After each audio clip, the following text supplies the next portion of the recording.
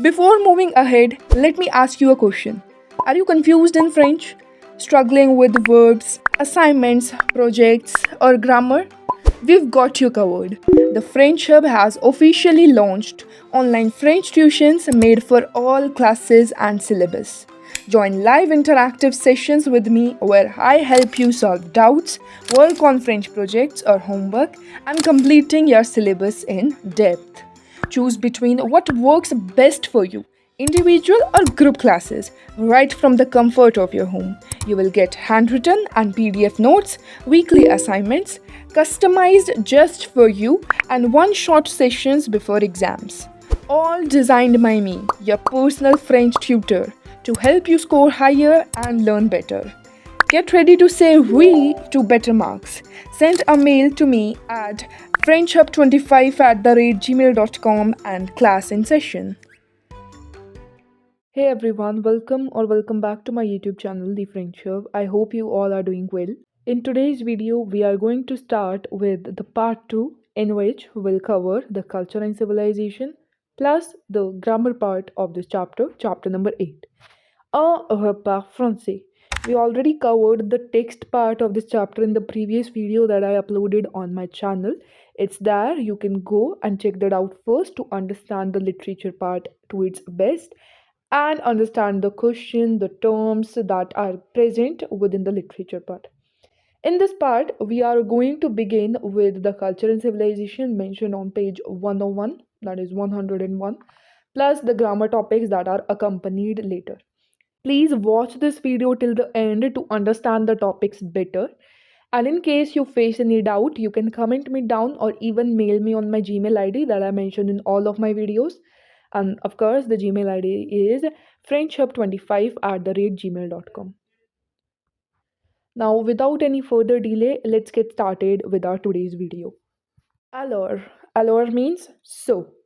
On commence avec du pain français. That is, so we begin with the French breads. Some French breads. This du is my partitive article. We are going to discuss what partitive articles are in this video only. So for now, just remember that du is a partitive article and its English translation is some. Okay, so some, pain means bread, français means French. So in English, we say some French bread. That is, we have mentioned français, that is French, in front of the noun. But in French, as we know, every adjective has their specified placement. The placement of adjectives have specified rules, and that is why the nationalities are always placed after the noun, and that is a rule. You can remember it to make your sentences more grammatically correct and elaborate. So, du pain français, which are some French breads, these are culture and civilization points. Please learn them. The very first we have the baguette, which are long French breads, bread loaves, and there is a history behind it, baguette. We'll discuss it some other day when we are done with our syllabus. Then you have du pain, which is just a simple bread. It could be du pain au chocolat, which is mentioned over here, which is chocolate bread. It could be pain au raisin, that is raisin bread. Raisins are basically the grapes. Okay, so there are various varieties of breads that we can see. Last one we have a croissant, which is croissants. It's available in every country though. These breads are now available worldwide. So croissant is a moon-shaped bread, like the half moon, and that is called croissant. Okay, it's very famous in France. So in exam, the question can come like you need to name some French breads, so you can learn any three of them. I would say learn baguette, croissant, du pain, cause those are more, I think, valid to say. Cause pain au chocolat is a variety of bread that is chocolate bread, and I don't think so. You have to specify it that which bread we are talking about. So learn these three: the baguette, pain, and croissant. Okay. Let's come to the next topic, which is les repas en France, the very important culture and civilization topic from this chapter. Why so? Because question will come to you directly that you need to describe what do the French people eat during their breakfast, their lunch, dinner, and during their snacks time. Okay, so this is very important. We'll see all the vocabulary one by one. So, les repas en France, that is the meal in France. Les means the, which is the definite article. Repas is the noun, that means meal. En is my preposition, France is my country. Let's start with le matin. Please write down the meaning of le matin. It means the morning. Then we have le petit déjeuner, which is my breakfast, the breakfast. Now let's start reading. Au petit déjeuner. I'll read it. You please repeat after me so that the pronunciation is improved. So, au petit déjeuner. Please repeat. I'll be waiting for you to speak. Les Français mangent des tartines avec du beurre ou de la confiture. Ils boivent du café. Les jeunes prennent des céréales et des fruits. Ils boivent du lait ou du jus de fruits. Le week-end, ils mangent des croissants, des pains au chocolat et des pains au raisin. Bravo. So this was the pronunciation. Now let's see the meaning of this text. So au petit déjeuner, that means in the breakfast. Les Français, which means the French people or the French, eats. Mange is the conjugation of manger verb, that means to eat. Des tartines avec du beurre, that means some toasts with some butter. Tartines are the toasts and beurre is the butter. Ou de la confiture, that is, or some jam. Ils boivent du café, that is, they drink coffee. Boivent is the conjugation of boire verb. Les jeunes prennent des céréales, that means the young or the kids. They take cereals et des fruits and some fruits. Ils boivent du lait, they drink milk, ou du jus de fruit or fruit juice.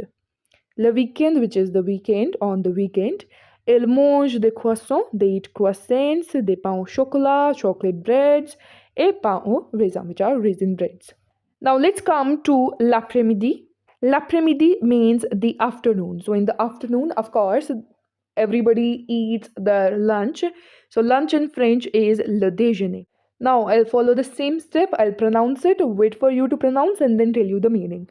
So, au déjeuner, beaucoup de Français sont au bureau. Ils déjeunent au bureau, à la cantine ou au restaurant. Ils mangent des sandwichs, des grillades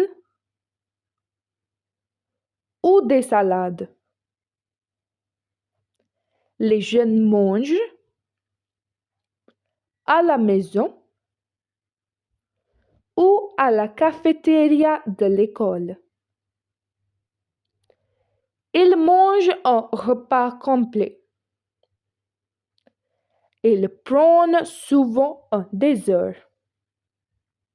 Bravo. So this was the pronunciation. Let's see the meanings. So au déjeuner, that means in the lunch. A lot of French people are at the or in the office. Bureau is office. It has two meanings. It could mean office also. It could mean desk also. Ils déjeunent au bureau, that is, they have their lunch in the office. À la cantine, that means in the canteen. Ou au restaurant, that means or in the restaurant. Ils mangent des sandwiches, that is, they eat sandwiches. Grillade is the grilled meat. Ou des salades or salad. Les jeunes, which are the young people, or you can say the kids too, so they eat at the house or in the cafeteria of the school, because of course they would be in the school only. Ils mangent un repas complet, that is, they eat a complete meal. Ils prennent souvent a dessert, that is, they often take dessert. So I hope the two timings of which are the breakfast and the lunch are clear to you. Now let's switch to the next slide, in which we have le soir, which is the evening, in which le goûter is taken. Le goûter is our tea time snacks, or you can simply say snacks. So let me pronounce it and please repeat.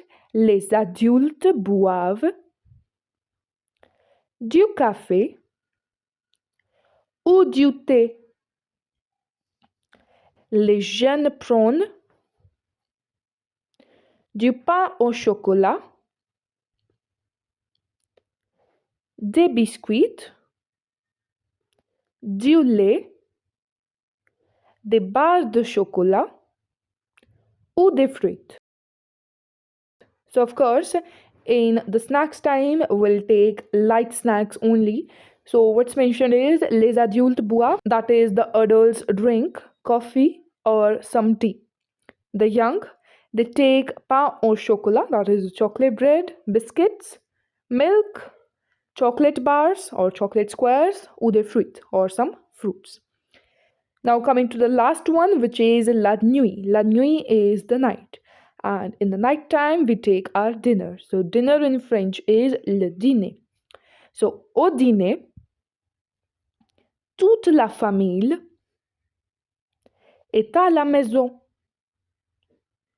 Ils prennent de la soupe, de la viande, des légumes, du poisson, du pain, des baguettes, du fromage et souvent du dessert. Les adultes boivent souvent du vin au repas. Very good. So this was the pronunciation. Now the meaning is au dîner, that is at the dinner. Toute la famille est à la maison, that is whole or the complete family is at the house or at the home. Ils prennent, that is they take soup. Soup is soup itself. Viande is meat. Legume are vegetables. Poisson, fish. Du pain, which is some bread. Des baguettes, baguettes are the long French breads. Du fromage, which is the cheese. Et souvent du dessert, and often some dessert. Les adultes boivent, which is the adults drink. Souvent, which is often. Du vin, some wine. Au repas, that means in the meal. So this was the culture and civilization part of this chapter. I hope it's clear. Please revise it once again. Check if there is any doubt. And if there is any, you can go back and watch the video again. Now let's come to the next topic, which is les articles partitifs, starting with the grammar topic. Now let me give you a precise about les articles partitifs before we go into the bookish language and all. So what are partitive articles basically? They are used to define any quantity. For example, if I want to say some oil. Now what I have done is, I'm not sure about the quantity, that how much oil or how much quantity of oil I'm talking about. I just used this word some to define that quantity. There is an unknown quantity, but I'm talking about the oil. So this sum in French is called my partitive article. Now, what is the benefit of studying partitive articles differently in French? It's simple. We could learn the word some and put it with all the nouns. It's not the case. Why so? Because as we know that everything in French has a gender, right? Either it's masculine, either it's feminine, either it's singular, right? So that is why partitive articles in French, they are divided according to the gender and number of the noun, or plural too. For example, oil, it is a singular noun, right? We are not saying oils. Oil is considered as one. We are talking about it in a singular way, not in the plural way, right? So that is why it will have a gender in French. Otherwise, if everything was plural, we would have only one partitive article, but it's not the case. Because there are some things that are singular, plus they are unknown in quantity, and that's why we have to use the sum in different ways in French. Okay, I hope it's clear. I'll repeat myself that in English, we use some as the word to denote any imprecise or unknown quantity of which we are unsure, right? For example, some oil, or if I say some rice, because if you say 1 kg of rice, that is specified that you are talking about 1 kg of rice. But when you are saying some rice, you are unsure that how much exact quantity of rice I'm talking about. So in that case, the sum is being divided into different categories in French. Why so? Because as we know that everything in French has a gender, either it's masculine, feminine, it's beginning with a vowel, or it's plural. And that is why we have different topic of partitive articles in French. I hope it's clear now.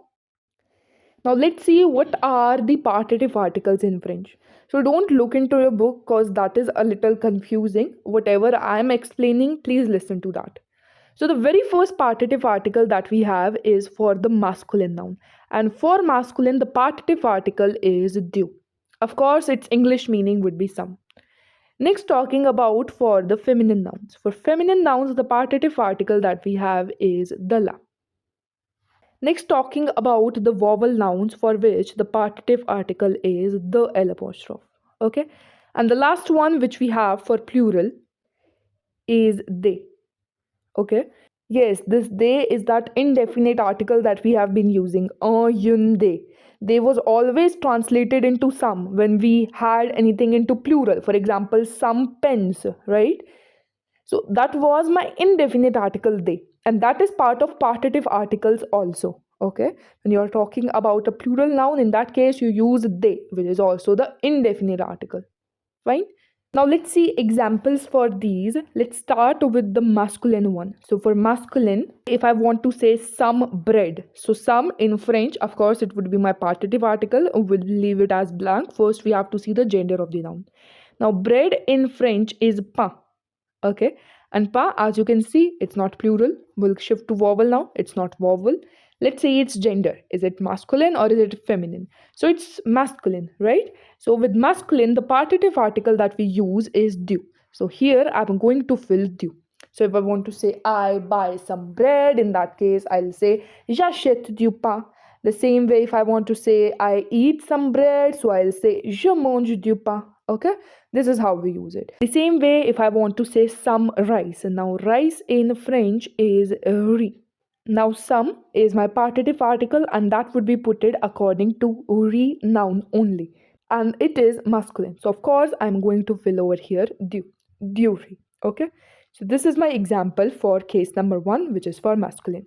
Now we'll shift to the feminine side. So for feminine, we have the partitive article the la. Okay. So now let's take example some jam. Now jam in French is confiture. The bread jam that we eat, that jam is confiture. Now confiture has to be putted with some, which is my partitive article, so I leave it as a blank. I'll first look at gender of confiture, and it's feminine because it's ending with e. Please note that all nouns that ends with e are not always feminine. There are some exceptional cases. I have made a video regarding that on my channel to spot whether a noun is masculine or feminine, how to learn the exceptional cases. You can go and check that video out. The link is attached in the description and comment section below. Whenever you get free time, you can watch that video out. Now confiture is feminine, so with this feminine I'll put my the la. Okay, so it would be the la confiture. Fine. Now talking about the vowel ones. So for vowel, the partitive article that we have is the L apostrophe, right? Now for example, if I want to say some oil, now oil in French is huile, Huile. Now as you can see that oil is beginning with H and H is a vowel in French. So if I want to say some oil, in that case it would be the L apostrophe as my partitive article and then I'll put oil. So the l'huile, okay, that would be some oil. Now coming to the last one, which is for the plural. So for plural, the partitive article that we have is they. For example, some apples. It's very easy. Apples. So you can see that it is plural. It is no more a singular noun with which we are using some, right? It is properly a plural noun. So if I want to say some apples, and apple in French is pomme, so I'll add an s to make it plural. So with it would be they. Now, what if I remove the s from it? Now it becomes singular, and that means I have to use an apple with it. And n in French, it is the indefinite article, and we'll use une, right? So une pomme. So don't get confused. It's very simple. It is used to specify an unknown quantity, some. Just remember, whatever is some in English, that is partitive article in French. And partitive article are of four types: one for masculine, one for feminine, one for vowel, and the last one for the plural. Okay, we are done with this. I hope it's clear. You can have a read of it from your book also to understand it even more better.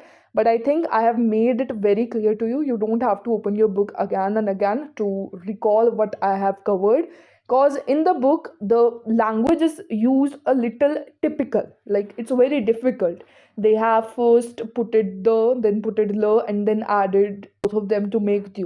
That doesn't make sense at all, okay, because that we use for the contracted articles, and contracted articles are very different from partitive articles. Though partitive articles and contracted articles are same, it is mentioned in the note side.